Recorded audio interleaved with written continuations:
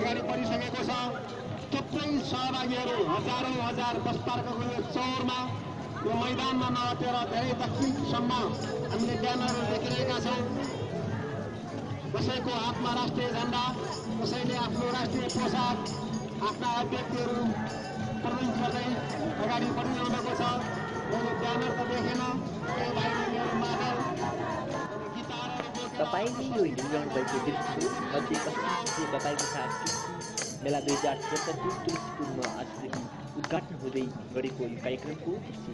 यो कार्यक्रम आज दिउँसो 1 बजे तुलसीपुरको अरनिको मैदानमा नेपाली काङ्ग्रेसका सभापति शेरबहादुर देउवाले उद्घाटन गर्दै त्यही उद्घाटन क्रममा तुलसीपुरको बसपार्कबाट अरनिको मैदानतिर जाँदै गएको यो र्यालीलाई क्यामेराम्यान युवा केसीले यसमा क्यामेरामा कैद गर्नुभएको भिडियो हामीले आज यहाँबाट प्रकाशित गरेका छौँ।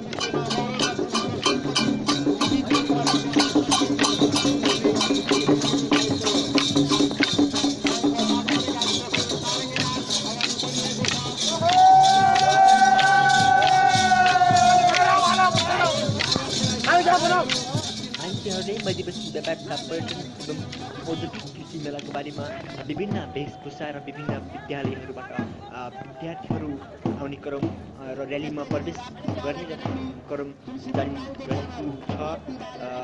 यस कार्यक्रममा हामीले विभिन्न किसिमका विद्यालयका विद्यार्थीहरू अनि विभिन्न सांस्कृतिक र आफ्नो संस्कृति झल्काउने किसिमका नृत्यहरू प्रस्तुत गर्दै गइरहेको विभिन्न खेलाडीहरू पनि यहाँ उपस्थित भएको हामीले यहाँ देखिरहेका छौँ।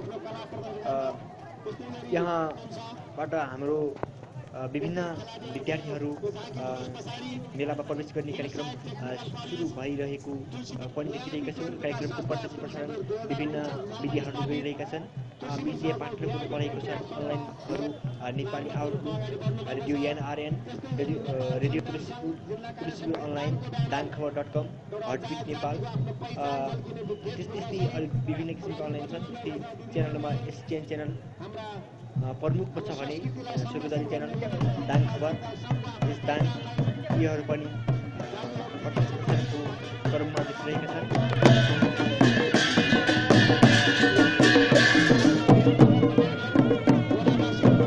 यहाँ थाहा जातिको विभिन्न किसिमका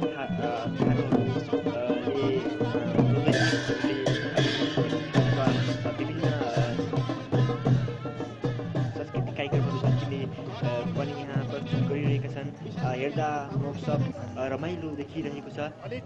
समग्रमा भन्नुपर्दा अबको 1 बजे तुलसीपुरको अरनिको मैदानमा कार्यक्रम उद्घाटन हुने खबर प्राप्त भइरहेको छ। पर्वको आउने क्रम जारी रहेको र आउँदै गरेको भन्ने